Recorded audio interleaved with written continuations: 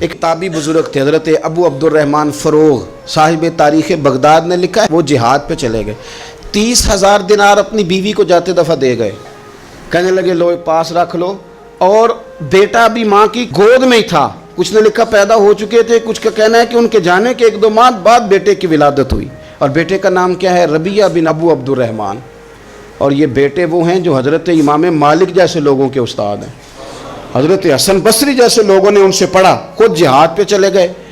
آج تو فوجیوں کی نوکری ہے نا جی، ان کا یہ نظام ہے کہ وہ جاتے ہیں، انہیں تنخواہ ملتی ہے، چھٹی پہ آتے ہیں۔ اس زمانے میں یہ تھا کہ مال غنیمت سے حصہ ملتا تھا، اور فتوحات کا یہ طریقہ تھا کہ یہ علاقہ فتح ہوا تو آگے چلے گئے، وہ فتح ہوا تو آگے چلے گئے، وہ فتح ہوا تو آگے چلے گئے، کسی نے لوٹنا ہے تو پابندی نہیں تھی، لوٹ سکتا ہے۔ کچھ لوگ جہاد میں ہی رہتے تھے۔ حضرت ابو عبدالرحمن فروغ 27 سال جہاد میں رہے، 27 سال۔ یہاں تو خاوند باہر ہو تو بہت ساری عورتیں کہہ دیتی ہیں کہ تیرے ابے نے تو صرف پیسے کمائے ہیں، مصیبتیں تو ساری میں نے دیکھی ہیں، معاذ اللہ۔ بعض جگہ، سب نہیں لیکن بعض جگہ کہہ دیتی ہیں کہ وقت تے سارے میں کیتے۔ 27 سال شوہر چلا گیا، واپس ہی نہیں آیا، 30,000 دینار دے کے چلے گئے۔ 27 سال کے بعد خیال آیا گھر کا، اب بیٹا محدث بن گیا، عالم بن گیا، اور کمال یہ کہ رہتے کہاں تھے؟ حضور کے مدینے میں، مدینہ النبی میں، مدینہ منورہ میں صلی اللہ تعالی علیہ وسلم۔ اور ان کے صاحبزادے حضرت ربیہ یہ مسجد نبی میں، حضور کی مسجد میں بیٹھ کے نبی پاک کی حدیث پڑھایا کرتے۔ آئے گھر، دروازے پہ دستک دی، صاحبزادے نے دروازہ کھولا، نہ باپ بیٹے کو پہچانتا ہے نہ بیٹا باپ کو۔ جناب ابو عبدالرحمن اندر داخل ہونے لگے تو صاحبزادے نے کہا بوڑھے میاں میرے گھر میں بغیر اجازت کے کیوں داخل ہو رہے ہیں؟ تو وہ کہنے لگے تو بتا، تو نے میرے گھر پہ قبضہ کیوں کر رکھا ہے؟ اب جب بات زیادہ بڑھ گئی تو دونوں جانب سے لوگ جمع ہو گئے، شور اٹھا تو اندر سے والدہ نے سنا، پردہ سرکا کے دیکھا کہ میرے شوہر آ گئے 27 سال کے بعد، 27 سال کے بعد۔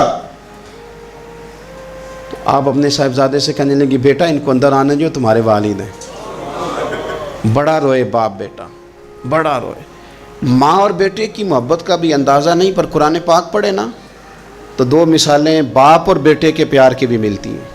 ایک حضرت یعقوب علیہ السلام کا جناب یوسف سے پیار، اور ایک حضرت ابراہیم کا حضرت اسماعیل سے پیار، اور جناب اسماعیل کی جناب ابراہیم کی فرما برداری کی مثال، اس کا بھی جواب کوئی نہیں۔ باپ اتنا رو رہے ہیں اور بیٹے کی یاد میں، اس کا بھی اندازہ کوئی نہیں کر سکتا۔ باپ بیٹا مل کے بڑا روئے۔ عصر کی نماز کا وقت ہو گیا، حضرت ربیہ جو محدث ہیں وہ وضو کر کے مسجد شریف چلے گئے۔ یہ ابھی چونکہ سفر سے آئے تھے، انہوں نے کھانا وانا کھایا، تھوڑی دیر بیت گئی تو یہ نہیں پوچھا پیچھے حال کیا رہا، پوچھتے ہیں اپنی بیوی سے میرے 30,000 دینار کہاں ہیں؟ تو اہلیہ کہنے لگی مسجد جائیں نا، حضور کی مسجد میں عصر پڑھ کے آئیں، پھر میں بتاتی ہوں پیسے کہاں ہیں۔ حضرت ربیہ نے امامہ باندھا، جبہ پہنا، حضور کی مسجد میں بیٹھے اور حدیث پاک کا درس دے رہے ہیں۔ سامنے حضرت حسن بصری جیسے، امام مالک جیسے لوگ بیٹھے ہیں۔ حضرت ابو عبدالرحمن فروغ جو ان کے والد تھے، عصر کی نماز پڑھ کے نا تو پوچھتے ہیں ایک شخص سے یہ کون ہے نوجوان کالی داڑھی والا، عمر زیادہ نہیں پر کس طرح شوق سے حضور کا دین بیان کر رہا ہے، کون ہے؟ تو بتانے والے نے کہا کہ حضور ایک نا ابو عبدالرحمن نام کے بزرگ ہیں، وہ 27 سال سے جہاد میں گئے ہوئے، یہ ان کا بیٹا ہے۔ یہ سنا کہ میرا پتر اتنا بڑا عالم، چھم چھم آنسو بہے، داڑھی بھر گئی آنسو، حضور کی مسجد میں تشکر کے آنسو، خوب روئے، خوب روئے۔ اٹھے گھر گئے، اور جب آنسوؤں بھرا چہرہ لے کے گھر آئے تو اماں ساری بات ہی سمجھ گئی، کہنے لگی دیکھا ہے وہ بیٹے کو حدیث پڑھاتے، اب پتہ چلا میں نے آپ کے 30,000 دینار کہاں خرچ کیے، میں نے آپ کا پیسہ ضائع تو نہیں کیا۔ حضرت ابو عبدالرحمن فروغ فرمانے لگے رب تجھے صلہ دے اور میری طرف سے بھی دے، تو نے تو کمال کر دیا ہے، حدیث تیرا بیٹا پڑھا رہا تھا اور قد میرا اونچا ہوتا جا رہا تھا، سبق تیرا بیٹا دے رہا تھا اور یوں لگ رہا تھا کہ درجے میرے بلند ہو رہے ہیں۔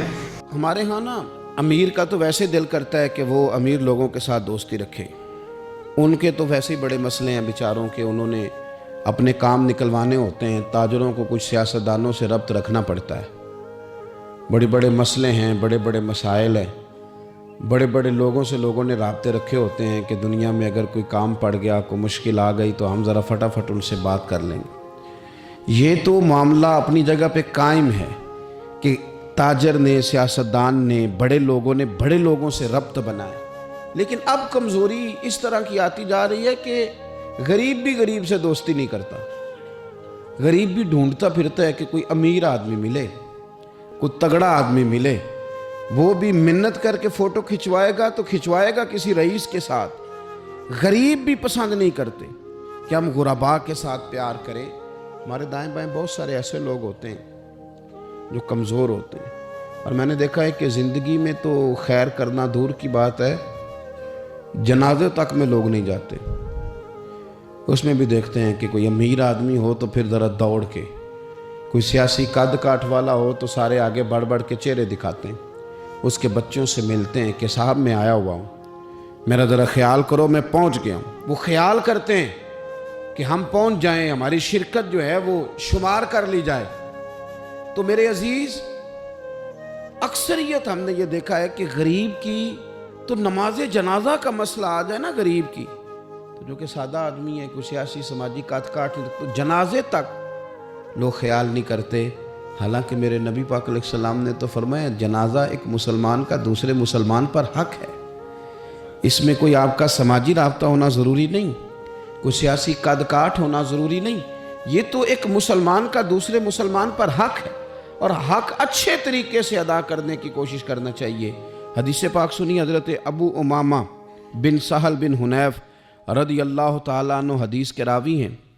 इस हदीस को इमाम निसाई रहमतुल्लाह ताला अलैह ने नक़ल किया है।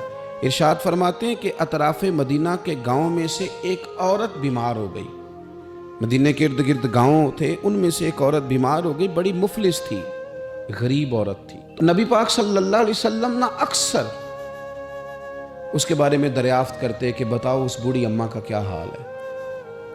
हमारे यहाँ भी खबरें आती हैं अखबारों में, पूछा जाता है, लेकिन कब? जब किसी बड़े आदमी को खांसी भी लग जाए, फ़लाँ साहब को ज़ुकाम हो गया और उनको फौरी तौर पर फ़लाँ जगह मुंतकिल कर दिया गया और सियासी और समाजी सरगर्मियाँ उन्होंने मुअत्तल कर दी, तो ये ख़बर सब जगह ब्रेक होती, इसको फौरी तौर पर आगे बढ़ाने की कोशिश की जाती।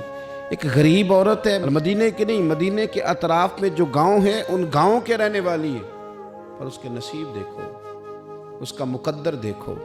हर जगह मदीने वाले महबूब के तज़किरे।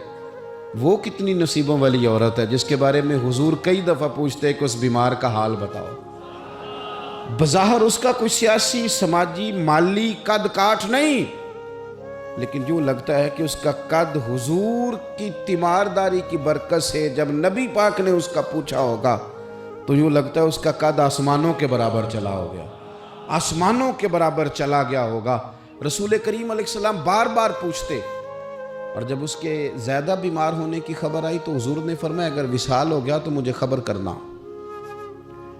सहाबा किराम फरमाते हैं रात को विसाल हुआ, रात के वक्त ही गुस्ल कफन करके उसे मदीना शरीफ लाया गया। लेकिन जब मालूमात की गई तो हुजूर बज़ाहिर आराम फरमाए, हुजूर आराम कर रहे हैं। सहाबा ने मुनासिब नहीं समझा कि नबी पाक अलैहिस्सलाम को तकलीफ़ दी जाए। सरवर कायनात सल्लल्लाहु अलैहि वसल्लम को जगाना मुनासिब ना समझा। लोगों ने नमाज जनाजा पढ़ा, उसको दफन कर दिया। हुजूर ने सुबह पूछा मुझे खबर क्यों नहीं दी? बड़े जनाजे हो के गुजर गए, बड़े लोग थे जो चले गए, लेकिन ये कितनी नसीबों वाली है कि हुजूर ने फरमाया मुझे बताया क्यों नहीं? अब मुझे बताओ। ओ यारो ज़रा गौर करना, सारी दुनिया गुंबद खजरा पर, सारी दुनिया हुजूर की बारगाह में सलामी देने, और मेरे नबी करीम सल्लल्लाहु अलैहि वसल्लम ने क्या फरमाया? फरमाया मुझे बताते नहीं उसकी कब्र कहाँ है। यानी हुजूर कब्र का पता पूछे महबूब। हुजूर तो वैसे किसी जगह करीब से गुजर जाए ना तो आला हज़रत फाज़िल बरेलवी फरमाते हैं वो जिस सिमत आ गए हैं कूचे बसा दिए हैं, वो तो इलाका वैसे ही महक जाता है, बस जाता है। हुजूर कब्र कहाँ है? इसका कुछ सियासी कद काठ है, ये को बहुत बड़े कबीले की है। हुजूर ने फरमाया देखो गरीबी को एजाज़ इस तरह देना, ये मेरा उसवा हसना है, इस तरह गरीबों के साथ सलूक करना, फिर गरीब मायूस नहीं होंगे, फिर गरीब खुदकुशियाँ नहीं करेंगे। پھر غریب اپنے آپ کو معاشرے سے کٹا ہوا محسوس، کہاں ہے اس کی قبر؟ یا رسول اللہ اس قبرستان میں یہ قبر ہے، یہ میرے نبی پاک کا اعزاز ہے، یہ حضور کا اعزاز ہے۔ ویسے تو دوسرا جنازہ جائز نہیں، اگر وارث جنازہ نہ پڑھیں تو پھر دوسرا جنازہ پڑھا جا سکتا ہے، لیکن حضور تو وارث ہے نا اپنی ساری امت کے۔ تو نبی پاک قبر پہ کھڑے ہوئے، فرمایا بناؤ صفے، میں دوبارہ جنازہ پڑھانا چاہتا ہوں۔ ایک دیہات میں رہنے والی مفلس عورت، ایک دیہات میں رہنے والی غریب عورت، وہ بی بی کہ جس کا کوئی بظاہر لمبا چوڑا نام نہیں، کوئی بڑے القابات سے پکارا نہیں جاتا، حضور نے 4 تکبیروں کے ساتھ امام نسائی نے لکھا ہے دوبارہ جنازہ پڑھا ہے، اور لوگوں کو بتایا کہ اس طرح کر کے اگر تم غریبی سے پیار کرو گے نا، ان کی مہک نے دل کے غنچے کھلا دیے ہیں، وہ جس راہ چل دیے ہیں کوچے بسا دیے ہیں۔ اور کیا خوبصورت انداز ہے فاضل بریلوی کا، کہنے لگے کہ میں مجرم ہوں آقا مجھے ساتھ لے لو، کہ رستے میں ہیں جا بجا تھانے والے۔ حضور آپ مہربانی کریں، ایک دفعہ تشریف لائیں، میرا بازو پکڑ کے مجھے گزار دیں۔